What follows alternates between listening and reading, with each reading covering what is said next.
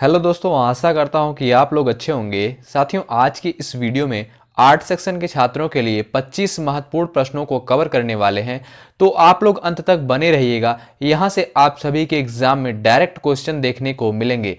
साथियों, जैसा कि हमने आप सभी को पहले भी बताया था कि जो सब्जेक्ट एबिलिटी से क्वेश्चन पूछे जाते हैं, आप उसके लिए लूसेंट कवर कर लीजिएगा और हम जितने भी क्वेश्चंस आप सभी को करा रहे हैं ये कर लीजिएगा और आपको कुछ भी पढ़ने की जरूरत नहीं पड़ेगी। ठीक है, तो चलिए वीडियो को शुरू करते हैं और अपना पहला क्वेश्चन देखते हैं। उससे पहले अगर आप चैनल पर नए हैं तो सब्सक्राइब जरूर करें, इसमें आप सभी का कुछ लगता नहीं है तो सब्सक्राइब जरूर करें। ठीक है, और वीडियो को लाइक जरूर करें। पहला क्वेश्चन आप सभी से पूछा है, ध्यान दीजिएगा। पहला क्वेश्चन पूछा है आपसे, किस ऋतु में क्षोभ मंडल की ऊंचाई में वृद्धि हो जाती है? ऑप्शन ए दिया है शीत ऋतु, वर्षा ऋतु, ग्रीष्म ऋतु, इनमें से कोई नहीं। आप लोग पहले बताने का प्रयास करिएगा, उसके बाद हम जवाब देंगे। ठीक, तो एक बार आप लोग ट्राई करिएगा, देखिएगा आप लोगों की कैसी तैयारी हो रही है सब्जेक्ट एबिलिटी की, आर्ट सेक्शन के छात्रों की। ठीक, ध्यान दीजिएगा, किस ऋतु में क्षोभ मंडल की ऊंचाई में वृद्धि हो जाती है?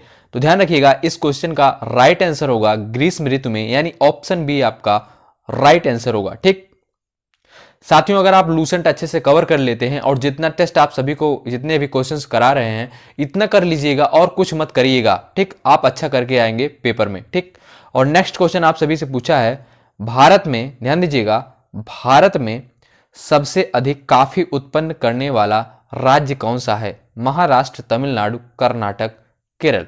बताइएगा आप लोग। 5 सेकंड का समय आप सभी को मिलता है और उसके बाद आप लोग जवाब देने का प्रयास करिएगा।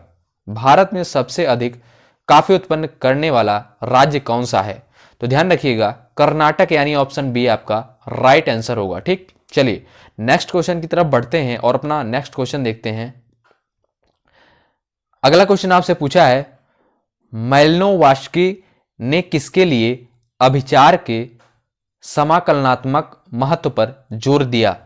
ऑप्शन ए दिया है प्राकृतिक सक्रियता, ऑप्शन बी दिया है धार्मिक सक्रियता, ऑप्शन सी दिया है सामाजिक सक्रियता, ऑप्शन डी दिया है आर्थिक सक्रियता। बताने का प्रयास करिएगा आप लोग। इस क्वेश्चन का राइट आंसर क्या होगा कमेंट बॉक्स में लिखिएगा।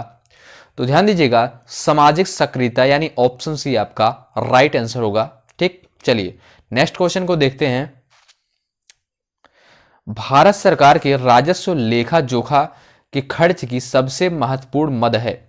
रक्षा, पेंशन, सूद अदायगी, आर्थिक सहायता, ब्याज। चलिए बताइए। तो ध्यान रखिएगा, राइट आंसर होगा ब्याज, यानी ऑप्शन डी आपका करेक्ट आंसर होगा। ठीक, चलिए नेक्स्ट क्वेश्चन है आपका, 2 रुपए और इससे ऊपर के मूल्य वर्ग के भारतीय करेंसी के नोटों पर किसके हस्ताक्षर होते हैं? ऑप्शन ए दिया है सचिव, भारतीय रिजर्व बैंक, ऑप्शन बी दिया है वित्त सचिव, वित्त मंत्रालय, ऑप्शन सी दिया है गवर्नर, भारतीय रिजर्व बैंक, ऑप्शन डी दिया है वित्त मंत्री, वित्त मंत्रालय। जवाब देने का प्रयास करिएगा। तो ध्यान रखिएगा, गवर्नर, भारतीय रिजर्व बैंक, यानी ऑप्शन सी आपका राइट आंसर होगा। ठीक, चलिए नेक्स्ट क्वेश्चन आप सभी से पूछा है, इबादत खाने का निर्माण किसने करवाया? औरंगजेब, अकबर, अलाउद्दीन खिलजी, फिरोज तुगलक। चलिए भाई बताइए, बताने का प्रयास करिएगा। इबादत खाने का निर्माण किसने करवाया? अकबर ने, ऑप्शन सी आपका राइट आंसर होगा।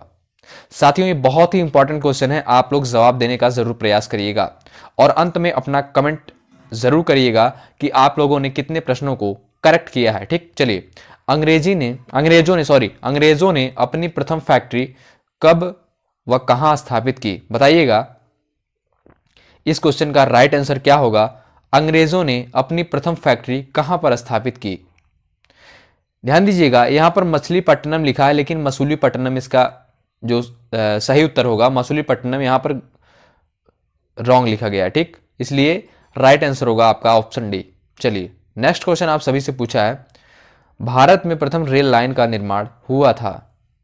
बहुत ही सिंपल क्वेश्चन है, बताने का प्रयास करिएगा। बंबई और थाड़े के बीच, यानी ऑप्शन बी आपका राइट आंसर होगा इस क्वेश्चन का। ठीक, चलिए नेक्स्ट क्वेश्चन आपसे पूछा है, कौन सी धारा दक्षिणी अटलांटिक महासागर में धाराओं के एक पूर्ण वृत्त के निर्माण में योगदान नहीं देती?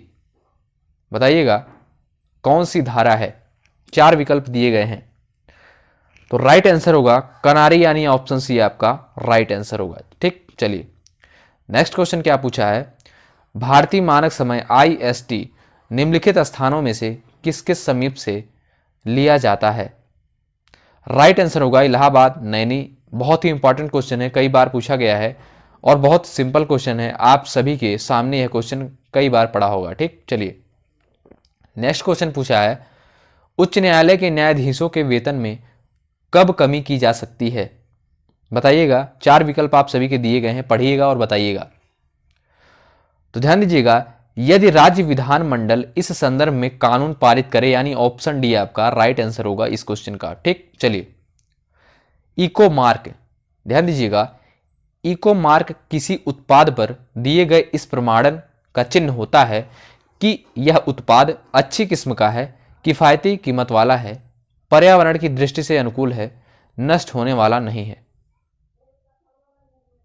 चलिए बताइए, तो राइट आंसर होगा पर्यावरण की दृष्टि से अनुकूल है, यानी ऑप्शन सी आपका करेक्ट होगा।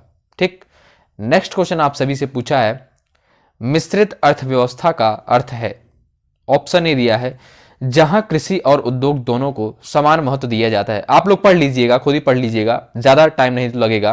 ठीक, मिश्रित अर्थव्यवस्था का अर्थ है, बताने का प्रयास करिएगा।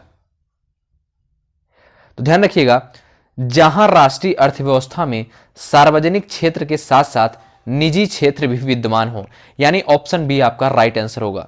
साथियों, आप लोग लूसेंट कवर कर लीजिएगा और जितने भी क्वेश्चंस आप सभी को कराए जा रहे हैं आप लोग इतना कर लीजिएगा, आप सभी को जीके सेगमेंट में और कुछ पढ़ने की जरूरत नहीं है। ठीक, चलिए नेक्स्ट क्वेश्चन पूछा है आपसे, सवाना घास का मैदान कहां है। बहुत ही सिंपल क्वेश्चन है, बताइएगा।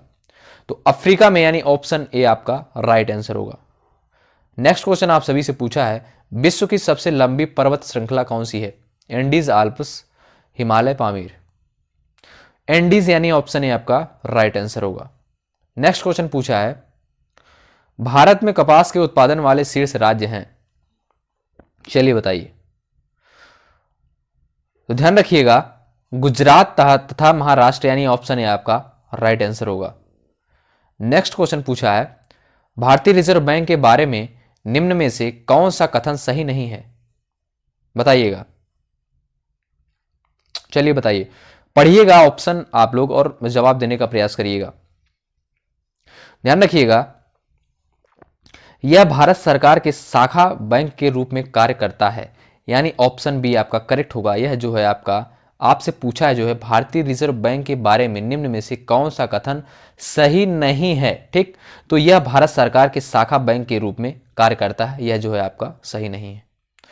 नेक्स्ट क्वेश्चन आप सभी से पूछा है, संविधान में संघ को डॉट डॉट डॉट नाम दिया गया है। बताइएगा, इंडिया या भारत, यानी ऑप्शन सी आपका राइट आंसर होगा। चलिए, ज्यादा समय आप सभी का नहीं लेंगे, ये जो भी वीडियो बनेगा 12 से 15 मिनट का, 10 से 12 मिनट का जो भी बनेगा, इसी में आप सभी के 25 प्रश्न तैयार होने वाले हैं। और ये इंपॉर्टेंट क्वेश्चन है साथियों, यहीं से क्वेश्चन आप सभी के एग्जाम में डायरेक्ट पूछे जाएंगे। भारतीय संविधान ने भारत को किस प्रकार वर्णित किया है। चलिए बताइए, बहुत ही सिंपल क्वेश्चन है, भारतीय संविधान से आप सभी के इस टेस्ट में पूछा गया है। भारतीय संविधान ने भारत को किस प्रकार वर्णित किया है। एक राज्यों का संघ, यानी ऑप्शन बी आपका राइट होगा। ठीक, नेक्स्ट क्वेश्चन पूछा है, निम्नलिखित स्थानों में से किस स्थान पर महावीर का महानिर्वाण हुआ। तो ध्यान रखिएगा, पावापुरी, यानी ऑप्शन डी आपका राइट आंसर होगा। नेक्स्ट क्वेश्चन पूछा है, भारत पर आक्रमण करने वाला पहला विदेशी कौन था। साइरस, यानी ऑप्शन ए आपका राइट आंसर होगा। चलिए, आप लोग अंत में जवाब देने का प्रयास करिएगा, देखिएगा आप लोग इन 25 प्रश्नों में से कितने प्रश्नों को सही कर पाते हैं। चाणक्य का नाम था विष्णुगुप्त, यानी ऑप्शन बी आपका राइट आंसर होगा। नेक्स्ट क्वेश्चन पूछा है, एशिया डेवलपमेंट बैंक का मुख्यालय हेडक्वार्टर कहां है। Washington, Manila, Paris, Canberra. बताइएगा, तो मनीला यानी ऑप्शन सी आपका राइट आंसर होगा। ठीक, नेक्स्ट क्वेश्चन पूछा है, यह भी भारतीय संविधान से पूछा है, राज्यसभा का पदेन सभापति होता है। तो ध्यान रखिएगा, भारत का उपराष्ट्रपति, यानी ऑप्शन सी आपका राइट आंसर होगा। ठीक, चलिए नेक्स्ट क्वेश्चन की तरफ बढ़ते हैं, विंध्य पर्वत पर्वतों के किस वर्ग से संबंधित है। चलिए बताइएगा आप लोग राइट आंसर क्या होगा। तो अवशिष्ट पर्वत, यानी ऑप्शन डी आपका इस क्वेश्चन का राइट आंसर होगा। साथियों, हमने इस वीडियो में 25 प्रश्नों को कंसाइज किया था, ढूंढ के आप सभी के लिए इस वीडियो को तैयार किया है। ठीक है, तो आप लोग एक लाइक जरूर करिएगा, इससे हमारा मोटिवेशन बढ़ता है और हम आपको अच्छा से अच्छा वीडियो और कंटेंट देने का प्रयास करते हैं। अगर आप चैनल पर नए हैं तो जुड़ जाएं फटाफट। यहां पर यूपी बीएड एंट्रेंस एग्जाम 2022 के लिए बेहतर से बेहतर कंटेंट और वीडियोस आप सभी को प्रोवाइड किए जा रहे हैं। साथियों, जितनी भी चीजें आप सभी को प्रोवाइड की जा रही हैं, आप लोग जरूर कवर कर लीजिएगा। निश्चित रूप से आप सभी के एग्जाम में यहां से डायरेक्ट क्वेश्चन देखने को मिलेंगे। अंत तक बने रहने के लिए बहुत बहुत धन्यवाद। जय हिंद, जय भारत। चैनल पर नए हैं, सब्सक्राइब जरूर करो यार। ठीक है, मेहनत किया जाता है आप सभी के लिए, तो सब्सक्राइब जरूर करें।